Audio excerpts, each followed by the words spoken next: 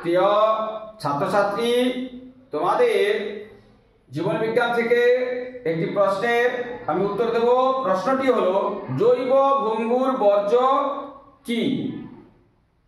যে সমস্ত বর্জ্য পদার্থ পরিবেশে ফেলে দিলে খুব সহজে ভেঙে টুকরো টুকরো হয়ে মাটিতে মিশে যায় এবং পরিবেশে চক্রাকারে আবর্তিত হয়, এই রকম বর্জ্য পদার্থকে আমরা কি বলবো না জৈব ভঙ্গুর বর্জ্য। উদাহরণ হিসাবে আমরা কি দিতে পারি না উদাহরণ হিসাবে দিতে পারি বাড়িতে যে সবজি ব্যবহার করা হয় তার যে খোসা, তা বাইরে ফেলে দিলে খুব সহজে পচে গলে মাটির সঙ্গে মিশে যায়, আর ছেঁড়া বই খাতা, এগুলো জৈব ভঙ্গুর বর্জ্যের উদাহরণ। তা তোমরা পরীক্ষা করলে সুন্দরভাবে এভাবে লিখবে, তাহলে তোমরা সঠিক নাম্বার পাবে। যদি তোমাদের বুঝতে কোনো অসুবিধা থাকে তাহলে তোমরা কমেন্ট করবে, আর যদি তোমরা বুঝতে পারো চ্যানেলটাকে সাবস্ক্রাইব করে ফলো দিয়ে পরের ভিডিও পাওয়ার জন্য পাশে থাকবে।